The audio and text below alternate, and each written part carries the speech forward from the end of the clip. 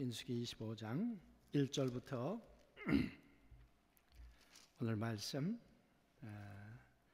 18절까지 좀 깁니다마는 같이 우리가 교독하시도록 그렇게 하겠습니다. 민수기 25장. 이스라엘이 시딤에 머물러 있더니 그 백성이 모압 여자들과 음행하기를 시작하니라.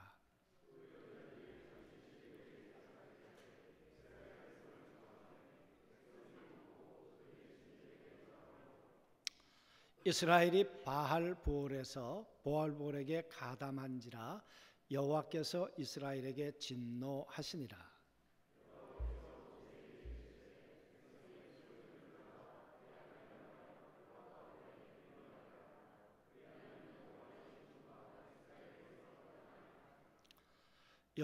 모세가 이스라엘 재판관들에게 이르되 너희는 각각 바알보올에게 가담한 사람들을 죽이라 하니라.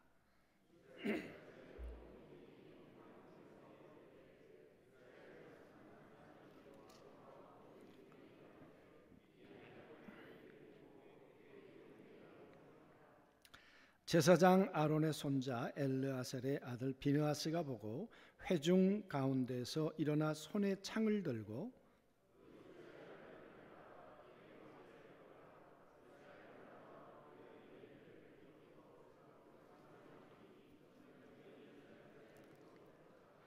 그 연병으로 죽은 자가 24,000명이었더라. 제사장 아론의 손자 엘르아셀의 아들 비느하스가 내 질투심으로 질투하여 이스라엘 자손 중에서 내 노를 돌이켜서 내 질투심으로 그들을 소멸하지 않게 하였도다.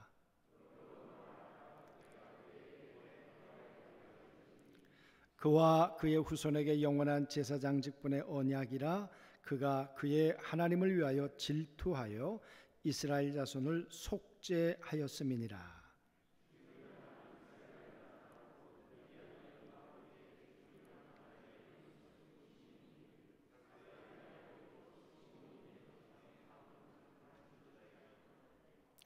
죽임을 당한 미디안 여인의 이름은 고스비니 수르의 딸이라. 수르는 미디안 백성의 한 조상의 가문의 수령이었더라.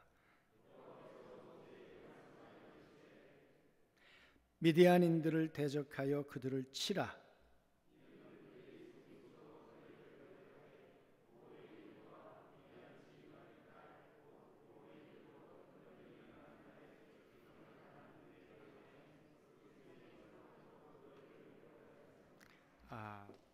목동이었던 다윗이 하나님과 함께 살아본 고백입니다. 하나님과 함께 살고 난 다음에 그 하나님을 내가 어떻게 표현할 수 있을까? 그 하나님은 나의 목자셨어요. 내 인생 속에 평탄한 길만 있었던 것 아니고 내 삶의 목마름도 있었고 내 삶의 배고픔도 있었고 전쟁의 위기도 있었고 인생의 처절한 날도 있었는데, 그런데 그 하나님은 내 목자가 되어 주셔서 내 걸음을 인도해 주셨어요. 여러분, 오늘 우리가 드리는 예배가 썰렁하고 참 마음에 말할 수 없는 안타까움을 가지고 오늘 우리가 예배를 드리는 것은 우리가 다 알고 있는 이 민족의 여러 가지 어려움 때문에 그래요. 그러나 여호와께서 우리를 인도해 주실 줄로 믿습니다. 여러분, 오늘 우리는 3.1절 기념 예배로 드리고 있는데요. 정말 이 나라와 이 민족이 하나님의 사랑을 받을 만한 나라였을까? 어떻게 생각하세요? 이 나라 5,000년 역사가 하나님의 사랑을 받을 만큼 그런 민족이요, 그런 사람들로 가득 찼었을까? 다른 건 다 제껴놓고라도 우리가 구한말 고종 때만 보아도 여러분, 고종 뒤에는 민비가 있었고 민비 뒤에는 무당이 있었어요. 진영군이라고 하는 무당에게 군자를 붙여주었어요. 그래서 여러분, 이 나라의 정치, 경제, 인사 관여하지 않은 게 없었어요. 온 저 금강산을 다 우상으로 만들고 궁궐안을 굿판으로 만들었던, 바로 그것이 여러분 조선 말기였습니다. 하나님께 무슨 사랑받을 만한 민족이었습니까? 그런데 하나님께서 선교사를 보내셨어요. 하나님께서 창을 보내서 이 민족을 치셔야 하는 그때 하나님께서 십자가를 보내주셨어요. 그리고 이 민족이 하나님을 만나고 예수 그리스도를 만나고 그리고 교회를 세우기 시작했어요. 여러분, 그런 가운데도 이 민족은 깨닫지 못하고 그리 살다가 일본에게 우리나라를 넘겨주고 말았어요. 그때 여러분, 역모를 했던 사람이 있습니다. 이 나라가 이렇게 돼서는 안 된다고 젊은 나이에 이 나라에 대한 안타까움 때문에 일어섰던, 그러다가 실패하고 감옥에 들어갔던 사람이 이승만이라는 사람입니다. 배제학당을 다녔던 젊은 청년이었죠. 그리고 그는 5년 7개월 옥살이를 합니다. 그 옥살이 중에 이제 사형 선고를 받게 되죠. 그래서 그 아버지에게 시신을 찾아가라고 그렇게 이야기를 하지 않아요? 그날 밤에 이승만이 기도를 합니다. 감옥 안에서. 하나님, 내가 영어를 배우려고 읽었던 성경 속에 계신 예수 그리스도가 살아계신 분이라면 나를 한번 살려주시옵소서. 하나님이 나를 살려주시면 내 한 목숨 당신께 바치겠습니다. 그리고 내 한 목숨 이 나라, 이 조국을 위해서 바치겠습니다. 여러분, 그 기도를 하나님이 들으셨어요. 조국의 건국 이야기, 대한민국 건국 이야기라는 책 50페이지에 보면 그때 그 사건을 기록하고 있어요. 하나님의 성령께서 이 이승만 젊은 청년을 감싸기 시작했어요. 그리고 그는 예수 믿는 사람이 되었고, 그리고 감옥에 있는 48명을 다 전도하기 시작했어요. 그리고 그들은 같은 꿈을 꾸었어요. 이 나라를 복음으로, 이 나라를 기독교로 세워야 한다. 그런 꿈을 꾸고 이 나라 대한민국의 교회를 세우고 이 나라 대한민국에다가 하나님의 나라를 세우기 시작했어요. 여러분, 그 꿈을 꾸었던 그 청년의 꿈은 1948년 이 나라 광복 이후에 나라를 세우면서 그 꿈이 이루어지기 시작해요. 그래서 이 땅을, 대한민국을 기독교 입국론, 대한민국을 기독교로 하나님의 나라로 세워야 되겠다. 그렇게 세운 나라가 지금 70여 년 오늘까지 왔습니다. 여러분, 그런데 오늘 우리나라가 어떻게 됐습니까? 조금 전에 인터넷을 들어가 봤더니 62개 나라에서 우리나라 입국을 불허하는 나라가 되어버렸어요. 3천여 명의 환자가 생겼어요. 점점 사망의 사람 소식들이 점점 우리 주변에 이제 늘어가고 있어요. 여러분, 어떻게 이 나라가 이렇게 됐을까요? 사랑할 만한 이유가 없는 이 나라를 사랑하셔서 하나님께서 오늘까지 인도해 주셨는데, 가난한 나라를, 전쟁에서 없어져야 하는 나라를 하나님이 지켜주셨는데, 세계 10대 나라가 되게 해주셨는데, 여러분, 이런 상황에서도 하나님은 이 민족을 사랑하실까요? 이 민족을 버리지 않으실까요? 어쩌면 우리나라와 비슷한 나라 하나가 있다면 그것은 이스라엘 나라일 겁니다. 오늘 이 25장 이 이야기, 민수기의 이야기, 제가 몇 년 전에 함께 설교를 연구하는 분들하고 두란노 서원에서 책을 하나 설교집을 냈습니다. 그리고 두 번째 설교집을 준비하면서 그 주제에 다루고 있는 책이 민수기예요. 그 가운데 25장이 제가 맡은 분야예요. 그래서 여러분 25장을 또 읽고 또 읽고 읽으면서 정말 이스라엘 백성들의 오늘 상황이 어쩌다가 이렇게 됐을까? 여러분, 오늘 이스라엘의 백성이 어떻습니까? 40년 하나님과 함께 저 광야를 걸어왔어요. 광야 40년이 살 수 있는 세월이었습니까? 어디서 물을 먹고 어디서 옷이 나며 어디서 먹을 것이 나며, 여러분, 인간이 살아갈 수 있는 처지와 환경이 아니었던 40년 광야를 하나님만 바라보고 살았어요.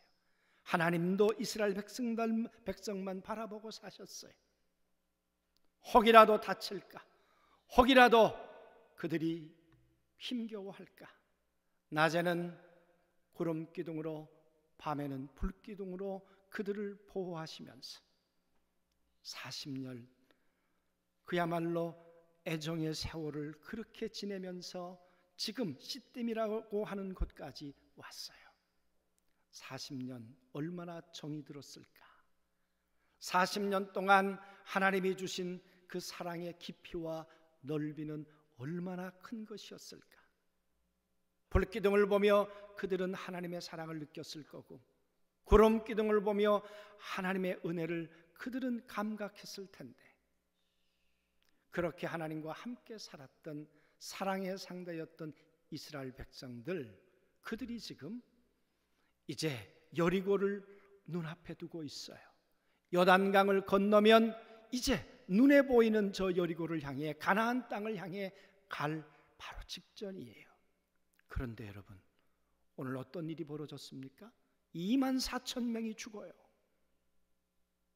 200만, 많이 잡아 250만 잡자고요.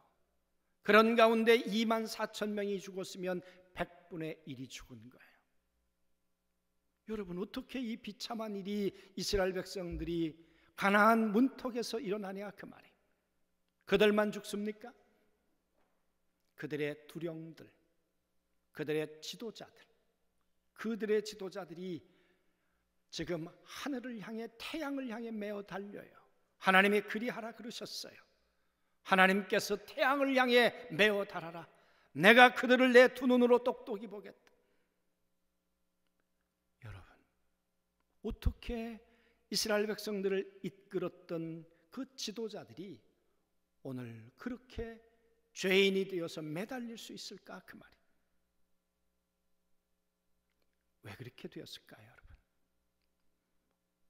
하나님의 사랑이 그들을 향해 변질된 걸까요? 아니에요. 22, 23, 24장을 보면 하나님이 이스라엘 백성들을 얼마나 사랑하시는지, 모압 왕 발락이 저 발람을 데려다가 저 하나님의 백성들을 저주하라고 돈을 주고, 더 많은 돈을 주어서 그 발람을 매수하지 않았습니까?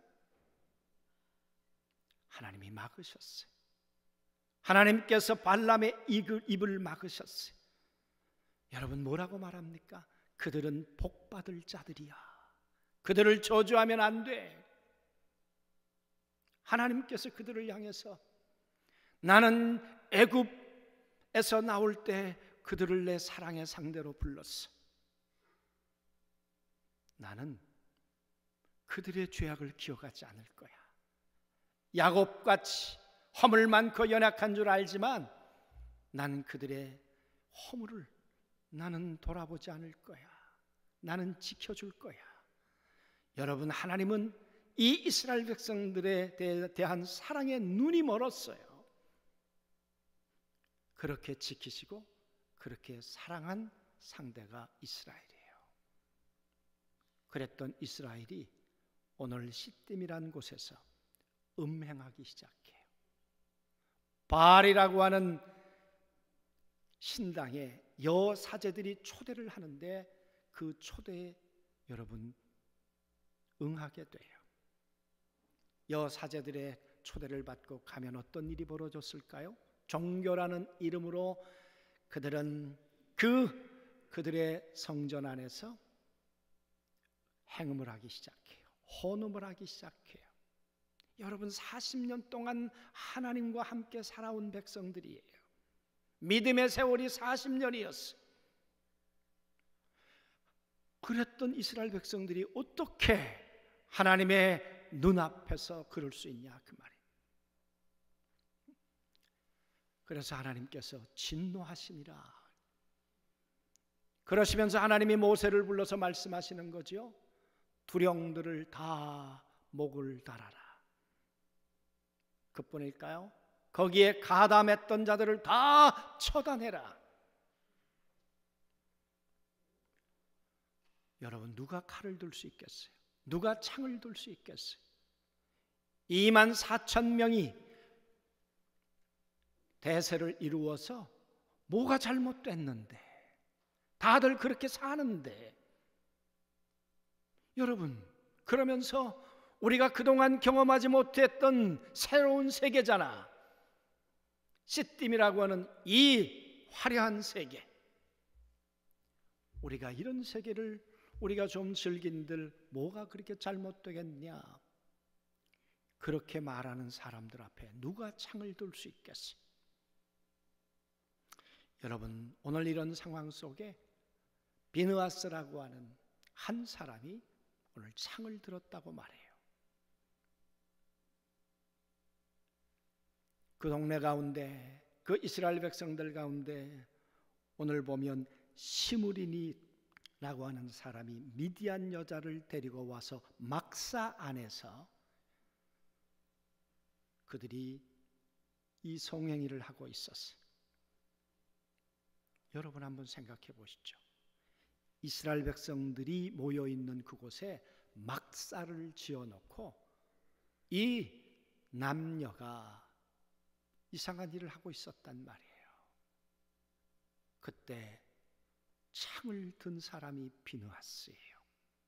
그리고 창을 들어서 그들을 내리꽂았어요.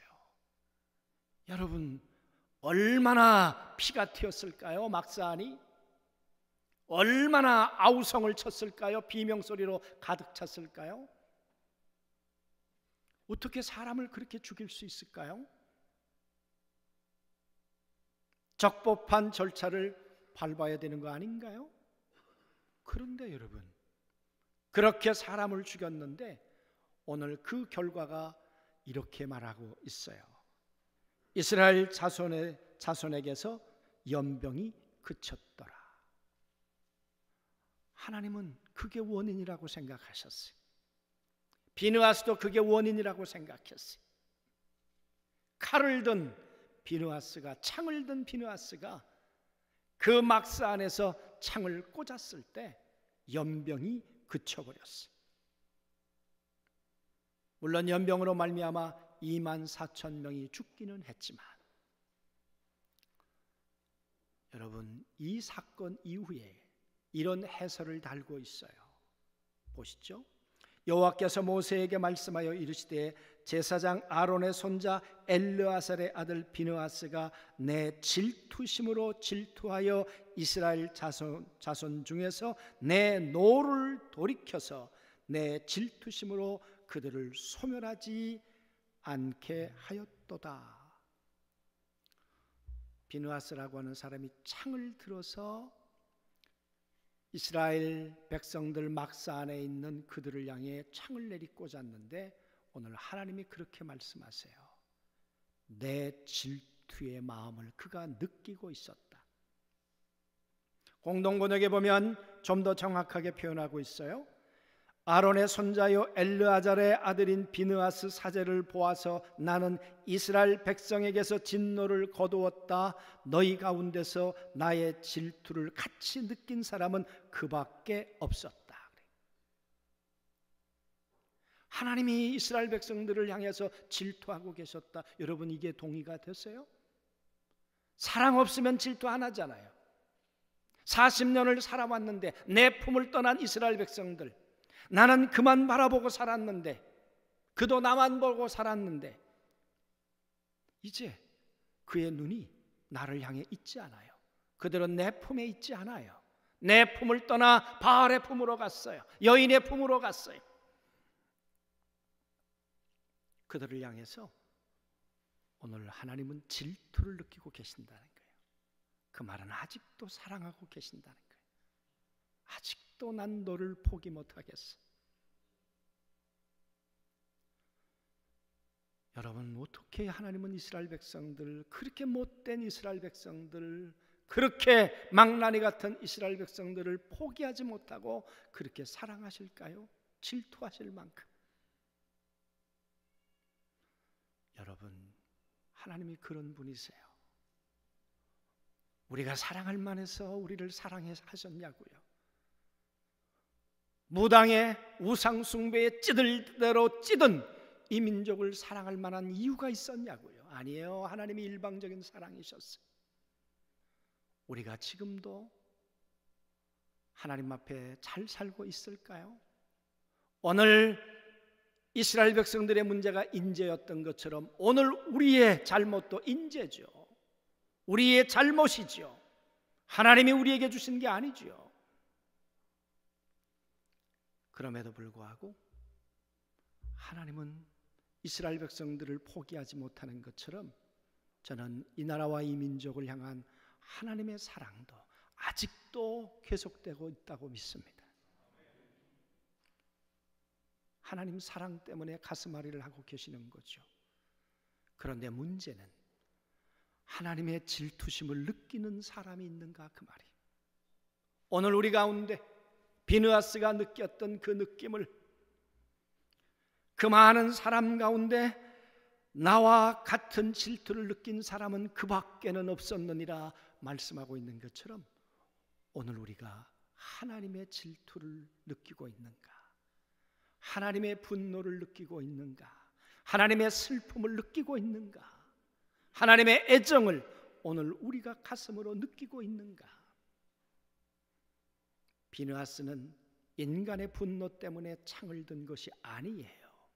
하나님의 분노 때문에 창을 들었어요. 인간의 분노는 감정으로 사람들을 해할 수 있겠지만, 그래서 그 감정은 또 다른 악을 낳을 수 있겠지만, 하나님의 분노는 진노를 끊게 해요. 하나님의 분노는 재앙을 평안으로 바꾸게 해요.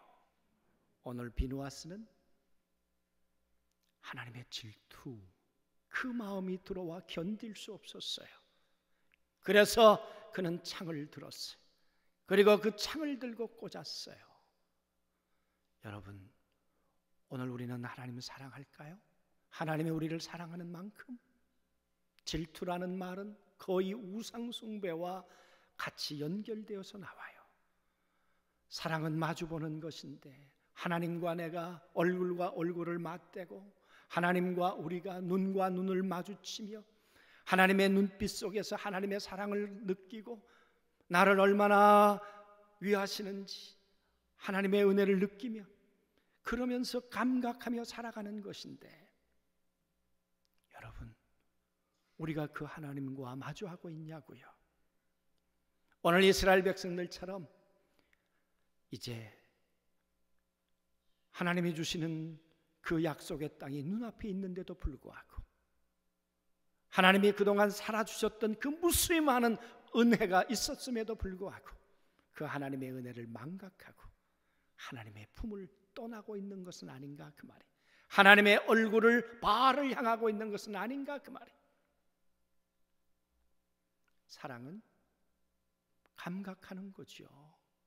사랑은 느끼는 거죠. 그렇지 않습니까? 사랑이 없으면 무감각해지요. 무감각해지는 거죠. 하나님이 나 때문에 고통스러워하시는지, 하나님이 나 때문에 외로워하시는지, 하나님 나 때문에 한숨 지시는지 무감각해지는 거죠. 그러나 사랑은 하나님을 향한 감각이 살아나는 거예요. 이런 과정들을 통해서 하나님을 향한 사랑의 감각이 우리 안에 다시 살아났으면 좋겠어요. 저는 지난 주간에 참 고맙고 감사한 이야기를 들었어요. 제가 어느 권사님에게 안부 전화를 드렸어요. 그랬더니 권사님이 그런 얘기를 하셨어요. 목사님, 한 주 예배당에 와서 못 드리고 유튜브로 드렸는데 그동안에 드렸던 예배가 얼마나 소중한지를 깨달았어요. 당연하다고 생각했는데 당연한 게 아니라는 걸 깨달았어요. 얼마나 예배가 소중한지를 몰라요. 오늘 유튜브로 예배를 드리는 사랑하는 성도들, 우리 주일학교 중고등부 청년부 모든 우리 안중의 식구들, 모든 분들도 같은 마음일 거라고 믿어요. 얼마나 예배가 소중했는가. 하나님에 대한 감각이 무감각해지지 않고 내 안에 날마다 깨어있는 여러분과 제가 되었으면 좋겠어요. 이 나라가 점점 이렇게 어지러워져가는 이 상황을 보면서 정말 하나님의 마음은 어떠하실까? 하나님의 심정은 어떠하실까? 그 하나님의 심정이 내 안에 들어와서 질투가 되고 때론 그것이 동사가 되어서 창을 들고 찔러야 하기도 하고, 그래야 하나님께서 우리에게 주신 진노가 떠나간단 말이에요. 사랑하는 성도 여러분, 그 질투의 칼을 누굴 향해 들어야 되겠는가 그 말이에요. 남들을 향해 들기 전에 우리 자신은 어떨까? 하나님이 우리 자신을 보실 때 우리를 향해 질투하시는 것은 없으실까 그 말이에요. 우리도 하나님이 아닌 우상을 향해 내 마음과 생각이 달려가고 있는 것은 없을까 그 말이에요. 사랑하는 성도 여러분, 하나님의 질투의 감각이 우리 안에 들어와서 그 창을 들고 우리를 향해 먼저 우리 자신들을 찌를 수 있으면 좋겠어요. 그래서 내 안에 하나님이 가지셨던 진노가 떠나갔으면 좋겠어요. 우리 가정에 우상은 없을까요? 우리 교회 가운데 우상은 없을까요? 만약 있다면 그 창을 들어 여러분 우리 교회를 찌르고 우리의 가정을 찔러서 하나님께서 우리를 향해 가지셨던 진노가 떠나갈 수 있게 되기를 원합니다. 하나님은 진노를 평강으로 바꾸기를 원하시는 분이세요. 하나님은 미움을 사랑으로 바꾸기를 원하시는 분이세요. 그게 하나님의 본심이에요. 그렇지 않다면 질투할 이유가 없으신 분이시잖아요. 이 나라와 이 민족을 향한 하나님의 질투는 없으실까요? 이만큼 살게 해주었는데, 이만큼 내가 하나님의 사람들을 이곳에 보내주었는데, 그런데 어느덧 살만하고 어느덧 평안해지니까 우리의 얼굴이 하나님을 떠나 우상에게로, 우리의 발걸음이 하나님을 떠나 우상에게로 가고 있는 것은 아닌가 그 말이에요. 하나님은 진노의 하나님이세요. 그 하나님의 진노가 머물 수 있는 것은 질투의 칼을 드는 것이에요. 질투의 칼을 들고 원인이 무엇일까? 어쩌면 냉정하죠. 어쩌면 잔인하죠. 그 질투의 칼을 꽂을 때 하나님은 진노를 평강으로 바꾸게 되실 줄로 믿습니다. 이 땅에 오셨던 하나님의 아들 예수 그리스도, 그분은 아마 하나님의 질투심을 가장 완벽하게 100% 체감하고 계셨던 분이 예수 그리스도실 거예요. 그 예수 그리스도는 진노의 칼을 자기 자신에게 꽂으셨어요. 하나님은 그 진노의 칼을 하나밖에 없는 아들, 당신의 아들에게 꽂으셨어요. 그래서 우리에게 행했던 하나님의 진노가 넘어가게 해주셨어요. 오늘 말씀 가운데도 보면 하나님이 그렇게 얘기를 하세요. 이 비느하스가 칼을 꽂았을 때 그 비느하스로 말미암아 하나님께서 그들을 속죄하셨느니라. 여러분, 한 사람의 창끝이 이스라엘 백성들을 향한 진노가 떠나가게 하고 속죄가 되었다면, 하나님의 아들 예수 그리스도가 당신의 심장에 꽂으신 그 십자가의 그 칼끝은 온 인류를 재앙으로부터, 온 인류를 심판으로부터 떠나가게 하는 하나님의 창끝일 줄로 믿습니다. 오직 십자가만이 우리를 재앙으로부터, 하나님의 진노로부터 떠나게 하고 하나님의 평강과 하나님의 은혜가 다시 오게 하는 하나님의 물줄기가 될 줄로 믿습니다. 사랑은 마주보는 거예요, 하나님과 우리가. 그러나 미움은 하나님의 얼굴을 돌리는 거예요. 사랑이 없으면, 사랑은 하나님에 대해서 무감각해지는 것이 아니라 하나님의 질투를, 하나님의 감정을 감각하는 것이에요. 사랑이 없으면 무감각해져요. 덤덤해요.